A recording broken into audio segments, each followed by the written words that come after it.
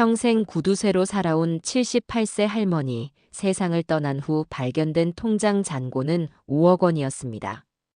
그런데 더 충격적인 사실.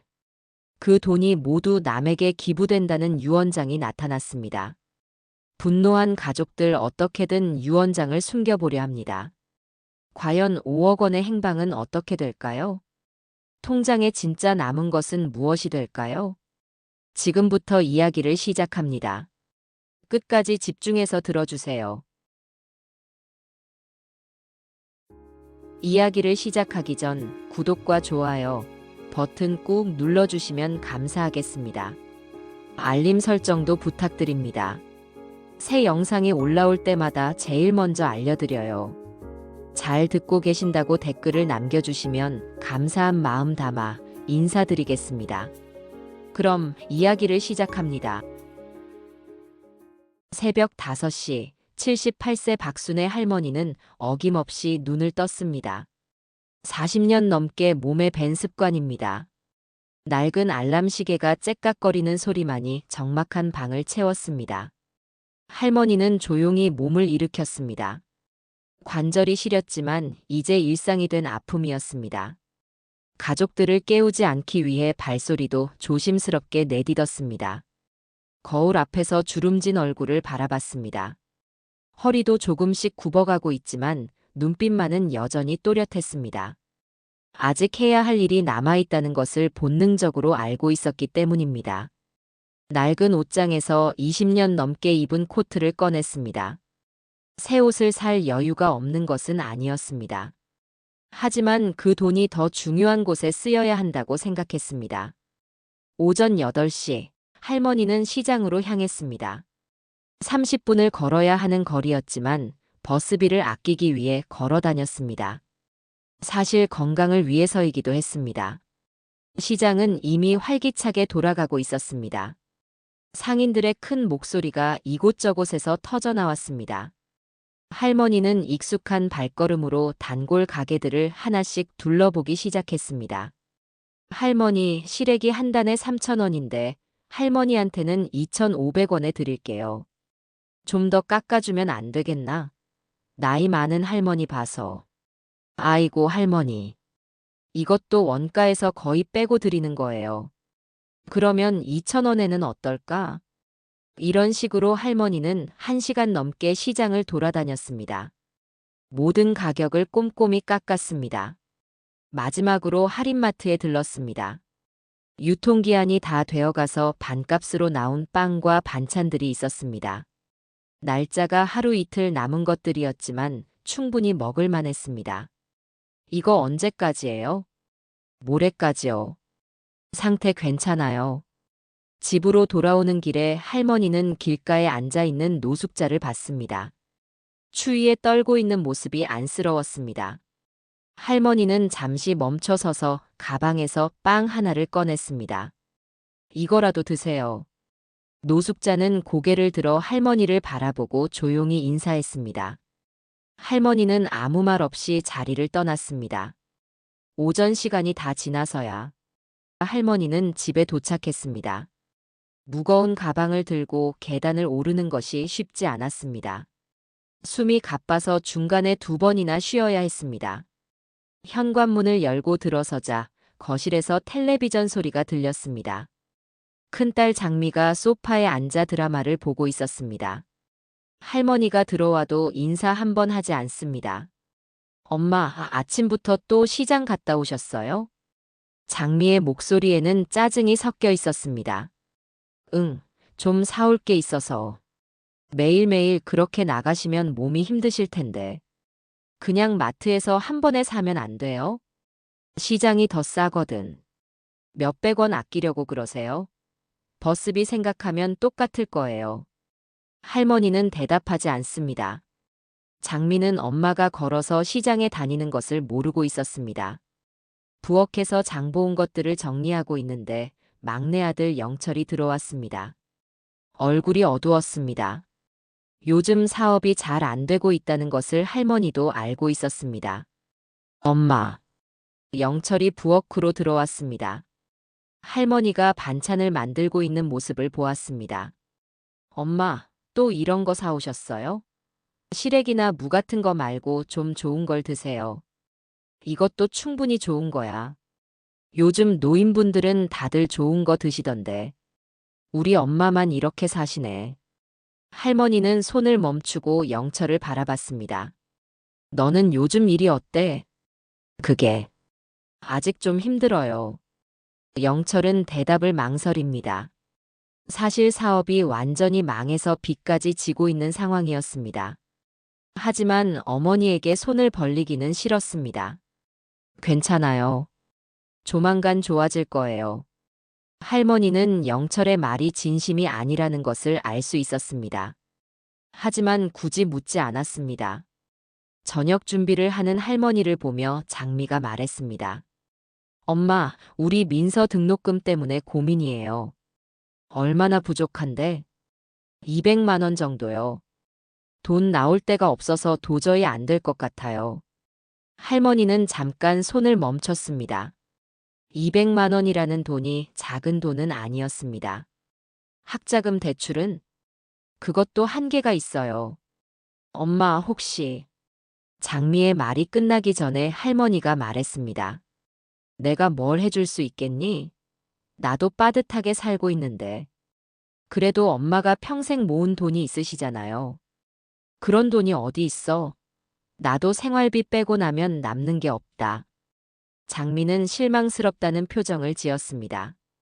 직장을 다니고 있기 때문에 생활이 완전히 빠듯한 것은 아니었지만 이혼 후 예전처럼 넉넉하지는 않은 상황에 엄마가 너무 아끼기만 하니 엄마 손을 좀 빌려볼까 하는 마음도 있었습니다. 다른 집 엄마들은 자식 교육비 정도는 도와주시던데 장미의 딸 민서가 모든 대화를 듣고 있었습니다. 할머니와 엄마가 자신 때문에 다투는 것을 듣고는 마음이 아팠습니다. 할머니에게 돈을 받는 것은 애초부터 원하지 않았습니다.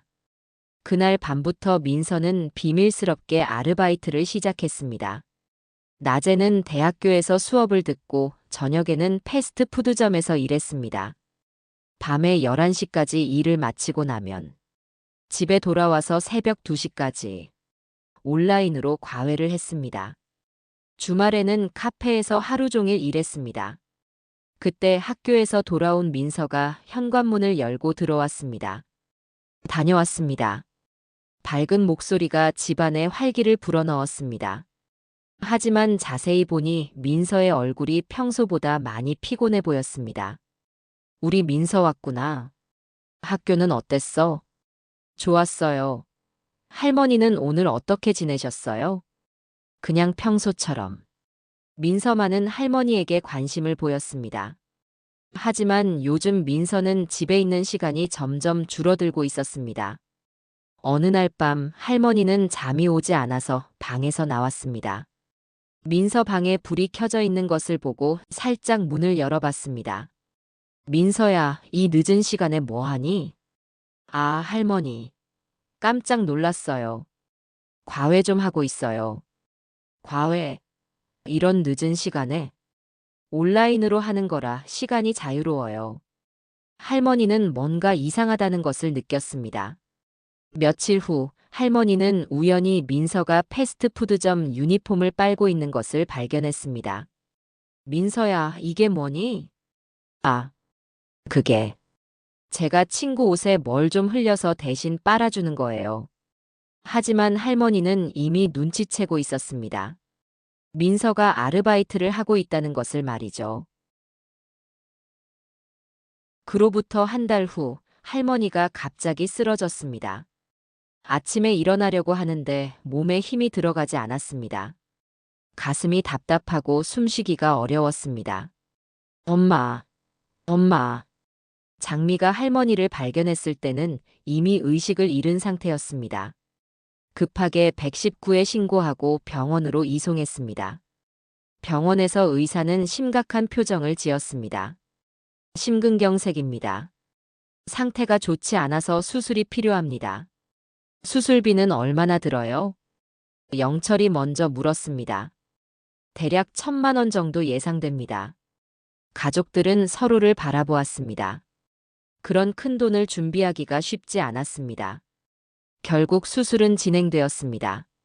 하지만 할머니의 몸은 이미 많이 약해져 있었습니다. 수술은 성공했지만 회복 속도가 느렸습니다. 며칠 동안 중환자실에서 지내던 할머니는 가끔씩 의식을 찾았습니다. 그럴 때마다 민서가 곁에 있어 주었습니다. 할머니 괜찮아요. 빨리 나으셔야 해요. 민서야, 할머니가 너한테 해주지 못한 게 많구나. 그런 말씀하지 마세요. 할머니는 저한테 많은 걸 해주셨어요. 할머니는 민서의 손을 꼭 잡았습니다. 민서야, 할머니 방서랍에 중요한 것들이 있어. 나중에 꼭 확인해 보렴. 하지만 할머니의 상태는 점점 악화되었습니다. 일주일 후 조용한 새벽에 할머니는 영원히 눈을 감았습니다. 마지막까지도 평온한 표정이었습니다. 장례를 치르는 동안 가족들의 마음은 복잡했습니다. 슬픔보다는 앞으로의 일들이 더 걱정되었습니다. 이제 집도 정리해야 하고 할 일이 많네. 누나, 엄마가 분명 모아놓은 돈이 있을 텐데 얼마나 될까? 장례식장에서도 그들의 대화는 현실적인 문제들 뿐이었습니다. 장례를 치르고 가족들은 할머니의 방을 정리하기 시작했습니다.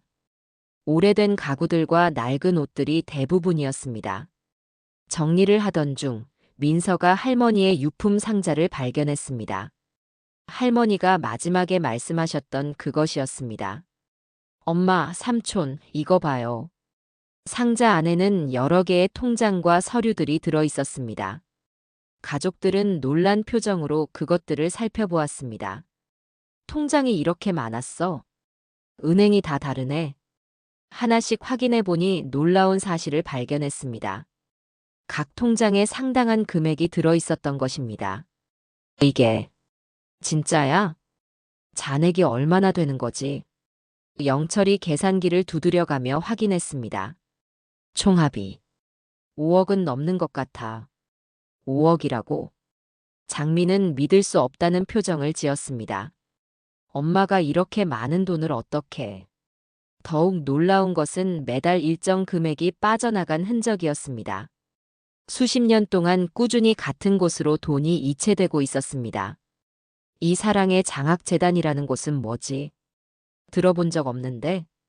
그때 영철의 표정이 점점 어두워졌습니다.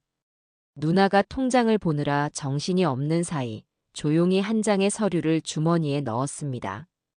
유언장이었습니다. 다른 가족들은 그것을 보지 못했습니다. 며칠 후 영철은 혼자서 조용히 시장 골목 안쪽에 있는 낡은 사무실을 찾아갔습니다. 유언장을 새로 만들어줄 수 있나요? 어떤 내용으로 하실 건가요? 전 재산을 자녀들에게 균등하게 분할한다는 내용으로요. 영철은 진짜 유언장을 숨기고 가짜를 만들려는 계획이었습니다. 한 주일 후 가족 회의가 열렸습니다. 영철이 새로운 유언장을 꺼내 보였습니다. 어머니 방에서 이런 걸 더 찾았어. 유언장이 있었어요? 민서가 놀란 목소리로 물었습니다. 응. 전 재산을 자녀들에게 남긴다고 되어 있어. 장미는 기뻐했습니다. 그럼 우리가 다 상속받는 거야? 하지만 민서는 뭔가 이상하다는 것을 느꼈습니다. 삼촌, 이 유언장이 정말 할머니가 쓰신 건가요? 당연하지. 할머니 필체 아니야? 글씨는 비슷한데. 뭔가 어색해요. 할머니가 평소에 하시던 말씀과 너무 다른 것 같아요. 며칠 후 민서는 혼자서 할머니 방을 다시 뒤졌습니다. 뭔가 빠진 것이 있다는 직감이 들었기 때문입니다. 서랍 구석에서 작은 봉투를 발견했습니다. 봉투 안에는 변호사 사무실 영수증과 메모가 들어 있었습니다. 유언장 작성 마이너스 2023년 5월 15일이라고 적혀 있었습니다. 민서는 즉시 그 변호사 사무실에 연락했습니다. 할머니께서 작성한 유언장을 확인하고 싶어요. 네, 박순애 여사님이시죠? 작년에 유언장을 작성하셨습니다. 유족분이시니 보여드릴 수 있어요. 진짜 유언장의 내용은 충격적이었습니다. 전 재산을 장학재단에 기부한다는 내용이었습니다. 민서는 즉시 가족들을 불러 모았습니다. 삼촌, 이거 뭐예요? 진짜 유언장을 내밀었습니다. 영철의 얼굴이 하얗게 질렸습니다. 이게 어디서 나온 거야? 변호사 사무실에 있던 거예요. 삼촌이 보여준 유언장은 가짜죠? 뭔 소리야? 내가 왜 그런 짓을? 삼촌, 진실을 말하세요. 민서의 목소리가 떨렸습니다. 영철은 더 이상 숨길 수 없었습니다. 무릎을 꿇고 앉았습니다. 미안해. 정말 미안해. 왜 그런 짓을 했어요? 나도 너무 절망적이었어. 사업은 망하고 빚은 쌓여가고 어머니 유산이라도 있어야 살 수 있을 것 같았어. 영철이 울먹이며 고백했습니다. 진짜 유언장을 보는 순간 머리가 하얘졌어. 어머니가 우리 대신 남을 택하셨다는 게 믿어지지 않았어. 그래서 가짜를 만든 거예요? 처음에는 잠깐만. 상황이 좀 나아질 때까지만 숨겨두려고 했어. 그런데 점점 돌이킬 수 없게 됐어. 그때 현관벨이 울렸습니다. 사랑의 장학재단 이사장 김철수 씨가 찾아온 것입니다. 김 이사장은 집안 분위기가 심상치 않다는 것을 느꼈습니다. 혹시 제가 잘못된 때에 온 건 아닌지. 민서가 상황을 설명했습니다. 아니에요. 오히려 잘 오셨어요. 할머니의 진짜 유언장에 대해서 이야기해 주세요. 김 이사장이 진짜 유언장을 확인한 후 고개를 끄덕였습니다. 맞습니다. 이것이 박순애 여사님이 작성하신 유언장입니다. 영철이 바닥에 머리를 조아렸습니다. 죄송합니다. 정말 죄송합니다. 김 이사장의 목소리는 따뜻했습니다. 사실 이런 일은 종종 있습니다. 여사님도 사실 생전에 이미 이런 상황을 예상하고 계셨거든요. 김 이사장이 한 편지를 꺼냈습니다. 이것은 여사님이 가족들에게 남기신 편지입니다. 편지를 펼쳐서 읽어주었습니다. 내 사랑하는 가족들에게. 만약 너희들이 이 편지를 읽게 된다면 아마도 엄마의 결정을 이해하지 못하고 있을 것이다. 영철이 고개를 들어 편지를 바라보았습니다. 영철아, 내가 힘들다는 것을 엄마는 알고 있다. 장미야, 민서 등록금 때문에 고민하는 것도 알고 있다. 하지만 엄마는 너희들이 스스로 이겨낼 수 있는 강한 사람들이라고 믿는다. 남에게 의존하지 않고도 살아갈 수 있는 사람들로 키웠다고 생각했다. 민서의 눈에서 눈물이 흘렸습니다. 이 돈으로 너희들을 도와줄 수도 있다. 하지만 그보다는 더 어려운 아이들을 도우는 것이 맞다고 생각한다. 너희들은 스스로 일어날 수 있을 거야. 김 이사장의 이야기는 계속되었습니다. 할머니의 삶에 대한 놀라운 진실들이 하나씩 밝혀졌습니다. 박순애 여사님이 어떤 분이셨는지 정확히 말씀드리겠습니다. 김 이사장은 두꺼운 파일을 꺼냈습니다. 35년간의 기록이었습니다. 1989년에 쓰여진 첫 번째 편지입니다. 남편을 잃고 혼자 아이들을 키우게 되었습니다. 힘들지만 저보다 더 어려운 아이들이 있다는 것을 알고 있습니다. 작은 정성이지만 도움이 되었으면 합니다. 가족들은 숨을 죽이고 들었습니다. 여사님은 새벽 4시에 일어나서 오피스텔과 상가 청소를 하셨어요. 하루에 5-6곳을 다니셨죠. 청소 일을 마치고 오후에는 공장에서 부품 조립 일을 하셨고 저녁에는 집에 와서 가정부 일까지 하셨습니다. 새벽 4시에 일을 시작하셨다고요? 영철이 놀란 목소리로 물었습니다. 네. 하루 종일 쉬는 시간이 없으셨죠. 하지만 절대 자녀분들 앞에서 힘든 내색을 하지 않으셨어요. 장미가 떨리는 목소리로 말했습니다. 우리는 엄마가 그냥 집에서 쉬고 계시는 줄 알았어요. 그런데 여사님이 손녀에게 마지막에 하신 말씀이 있어요. 김 이사장이 민서를 바라보았습니다. 민서가 요즘 너무 힘들어 보인다. 아르바이트를 몇 개씩 하면서 등록금을 마련하려는 것 같다. 마음은 기특하지만 아직 너무 어린 나이에 너무 무리하지 않았으면 좋겠다고 하셨어요. 민서는 깜짝 놀랐습니다. 할머니가 제가 아르바이트 하는 걸 아셨다고요? 네. 모든 걸 알고 계셨어요. 밤늦게 들어오는 것도, 몰래 과외하는 것도, 주말마다 카페에서 일하는 것도요. 그런데 왜 아무 말씀도 안 하셨을까요? 김 이사장이 또 다른 편지를 꺼냈습니다. 이것은 여사님이 돌아가시기 한 달 전에 쓰신 편지예요. 민서를 위해 특별히 돈을 따로 준비해 두었다. 하지만 직접 주지는 말고 장학금 형태로 지원해달라고 하셨어요. 정말요? 민서가 믿을 수 없다는 표정으로 물었습니다. 김 이사장은 계속해서 할머니의 편지들을 읽어주었습니다. 1995년 편지입니다. 큰딸이 결혼했습니다. 예쁜 손녀도 생겼고요. 아직도 철없는 내 딸이 이제는 자녀도 생겼으니 조금이라도 더 책임감을 갖고 성장할 수 있었으면 좋겠습니다. 그때가 제가 태어났을 때군요. 민서가 눈물을 흘리며 말했습니다. 2010년 편지입니다. 영철이가 사업을 시작한다고 합니다. 실패할 수도 있지만 그것도 배움이라고 생각합니다. 아들이 스스로 일어설 수 있는 힘을 기를 때까지 기다려주겠습니다. 영철이 고개를 숙였습니다. 2018년 편지입니다. 민서가 대학에 입학했습니다. 착하고 똑똑한 아이로 자라줘서 고맙습니다. 이 아이만큼은 할머니 마음을 조금이나마 알아주는 것 같아서 위로가 됩니다. 그리고 작년에 마지막으로 받은 편지입니다. 제 인생도 이제 끝자락에 왔습니다. 그동안 모든 것을 아이들을 위해 쓰고 싶습니다. 제 자식들이 아닌 세상의 모든 아이들을 위해서요. 가족들은 모두 눈물을 흘리고 있었습니다. 김 이사장은 태블릿을 꺼내서 보여주었습니다. 이것은 박순의 장학금을 받은 학생들의 명단이에요. 지금까지 300명이 넘는 학생들이 할머니의 도움을 받았습니다. 화면에는 수백 명의 이름이 나열되어 있었습니다. 김민수 마이너스 의사, 농촌 지역 무료 진료 봉사 중. 이영애 마이너스 초등학교 교사, 소외계층 아동 교육의 헌신. 박정호 마이너스 변호사, 무료 법률 상담 봉사.